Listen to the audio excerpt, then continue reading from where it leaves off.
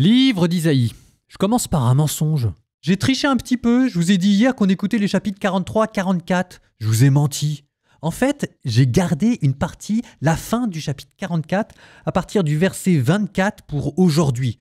Ce qui fait qu'aujourd'hui, vous allez entendre fin du chapitre 44 à partir du verset 24, puis le chapitre 45. Parce que, en fait, il y avait un nom qui apparaît à la fin de ce chapitre et que je voulais garder pour aujourd'hui. C'est un nom qui va revenir 3 fois. Donc vous sortez votre main et vous les comptez, et je vous demande non seulement de le trouver, mais de le repérer dans le texte. On en parle en commentaire. Bonne écoute.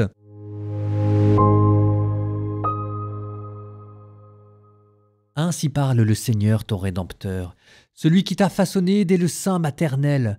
C'est moi le Seigneur qui fais toutes choses. Seul, j'ai déployé les cieux, j'ai affermi la terre qui était avec moi, j'annule les signes des augures. Je fais divaguer les devins, je fais reculer les sages et délier leur savoir. J'accomplis la parole de mon serviteur, je réalise le projet de mes messagers quand je dis de Jérusalem, elle sera habitée, et des villes de Juda, elles seront rebâties. J'en relèverai les ruines. Et quand je dis à l'abîme, dessèche-toi, je vais tarir tes fleuves, de même quand je dis à Cyrus, mon berger, il accomplira tout mon désir, il dira de Jérusalem, elle sera rebâtie, et au temple, tu seras rebâti. Ainsi parle le Seigneur à son Messie, à Cyrus, qu'il a pris par la main, pour lui soumettre les nations et désarmer les rois, pour lui ouvrir les portes à 2 battants, car aucune porte ne restera fermée. Moi, je marcherai devant toi. Les terrains bosselés, je les aplanirai, les portes de bronze, je les briserai, les verrous de fer, je les ferai sauter, je te livrerai les trésors des ténèbres, les richesses dissimulées, pour que tu saches que je suis le Seigneur, celui qui t'appelle par ton nom, moi le Dieu d'Israël. À cause de mon serviteur Jacob, d'Israël mon élu, je t'ai appelé par ton nom, je t'ai donné un titre alors que tu ne me connaissais pas. Je suis le Seigneur, il n'en est pas d'autre, hors moi, pas de Dieu. Je t'ai rendu puissant, alors que tu ne me connaissais pas. Et pour que l'on sache, de l'Orient à l'Occident, qu'il n'y a rien en dehors de moi. Je suis le Seigneur, il n'en est pas d'autre.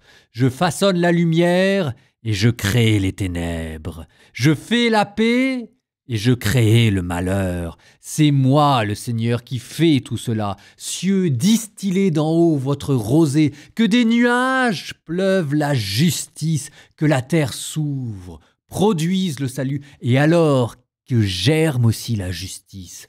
Moi, le Seigneur, je crée tout cela. Malheureux qui conteste celui qui l'a façonné. Tesson parmi des tessons de terre.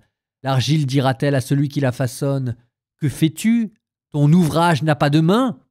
Malheureux qui dit à un père, « Qu'as-tu engendré? » et à une femme, « Qu'as-tu mis au monde ?»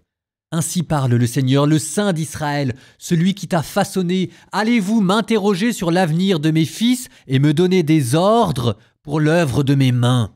C'est moi qui ai fait la terre et sur elle créé l'homme. Moi, de mes mains, j'ai déployé les cieux et donné des ordres à toute leur armée. C'est moi qui ai fait surgir Cyrus selon la justice et j'aplanis tous ses chemins. C'est lui qui construira ma ville et laissera partir mes déportés sans paiement ni rançon, dit le Seigneur de l'univers. Ainsi parle le Seigneur, le labeur de l'Égypte, le commerce de l'Éthiopie et les gens de Séba, hommes de haute taille, passeront en ta possession, Jérusalem. Ils marcheront derrière toi, ils passeront enchaînés. Vers toi ils se prosterneront, c'est vers toi qu'ils adresseront leurs prières. Il n'y a de Dieu qu'en toi, il n'en est pas d'autre, aucun autre Dieu. Vraiment, tu es un Dieu qui se cache, Dieu d'Israël sauveur. Ils sont tous humiliés, déshonorés. Ils s'en vont, couverts de honte, ceux qui fabriquent leurs idoles. Israël est sauvé par le Seigneur, sauvé pour les siècles. Vous ne serez ni honteux, ni humiliés pour la suite des siècles. Ainsi parle le Seigneur, le Créateur des cieux, lui le Dieu qui fit la terre et la façonna, lui qui l'a fermie, qui l'a créée, non pas comme un lieu vide, mais qu'il a façonné pour être habité. Je suis le Seigneur, il n'en est pas d'autre. Quand j'ai parlé, je ne me cachais pas quelque part dans l'obscurité de la terre. Je n'ai pas dit aux descendants de Jacob, cherchez-moi dans le vide. Je suis le Seigneur qui profère la justice, qui proclame ce qui est droit. Rassemblez-vous, venez, approchez tous, survivants des nations. Ils sont dans l'ignorance, ceux qui portent leurs idoles de bois et qui adressent des prières à leur Dieu qui ne sauve pas. Exposez votre cas, présentez vos preuves. Tenez conseil entre vous, qui donc l'a d'avance révélé et jadis annoncé? N'est-ce pas moi le Seigneur? Or moi, pas de Dieu juste et sauveur, pas d'autre que moi. Tournez-vous vers moi, vous serez sauvés tous les lointains de la terre. Oui, je suis Dieu, il n'en est pas d'autre. Je le jure par moi-même. De ma bouche sort la justice, la parole irrévocable. Devant moi, tout genou fléchira, toute langue en fera le serment. Par le Seigneur seulement dira-t-elle de moi la justice et la force. Jusqu'à lui viendront couverts de honte tous ceux qui s'enflammaient contre lui. Elle obtiendra par le Seigneur justice et gloire, toute la descendance d'Israël.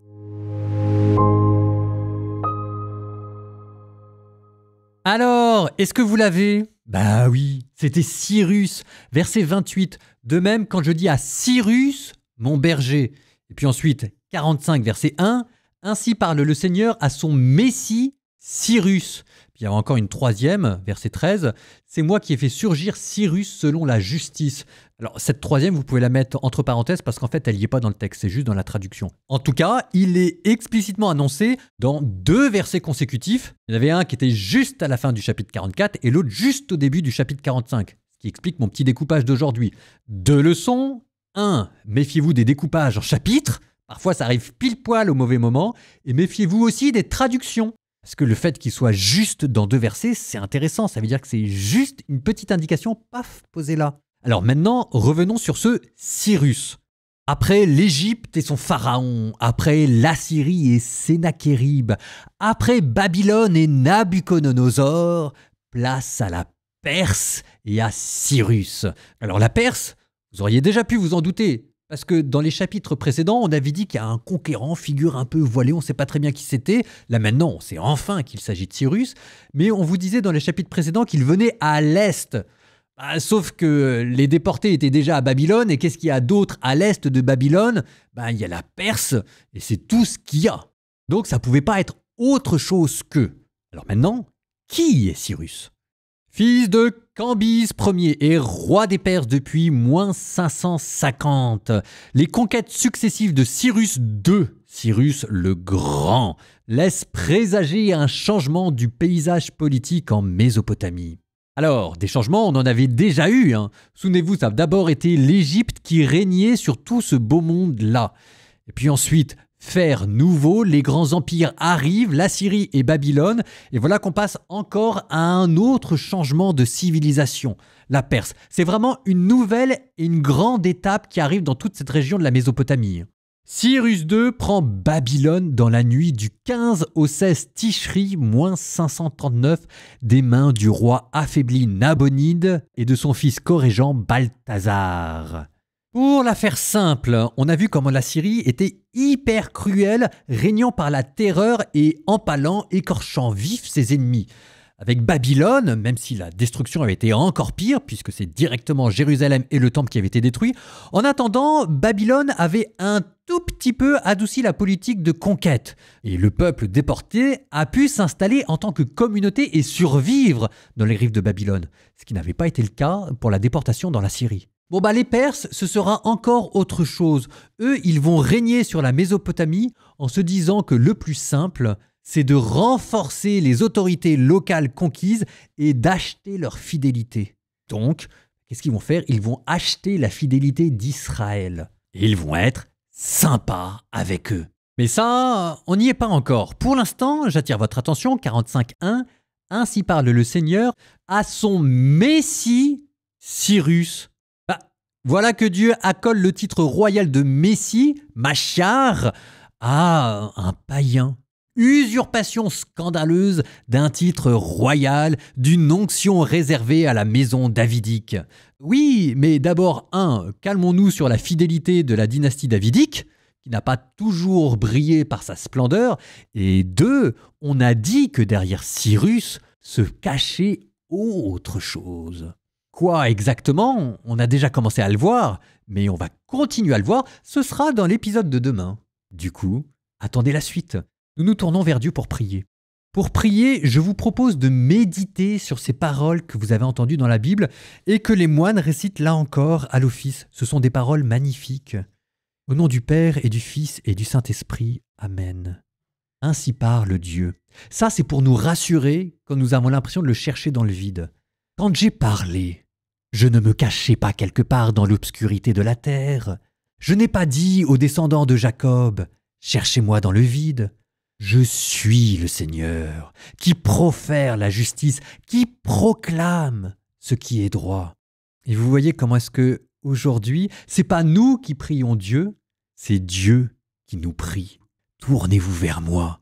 Vous serez sauvés tous les lointains de la terre. Oui, je le jure, il n'en est pas d'autre. De ma bouche sort la justice, la parole irrévocable. Rassemblez-vous, venez, approchez. Au nom du Père et du Fils et du Saint-Esprit. Amen. Je vous laisse aujourd'hui de manière inhabituelle, non pas avec une prière que nous adressons à Dieu, mais avec une prière que Dieu vous adresse à vous de l'accomplir.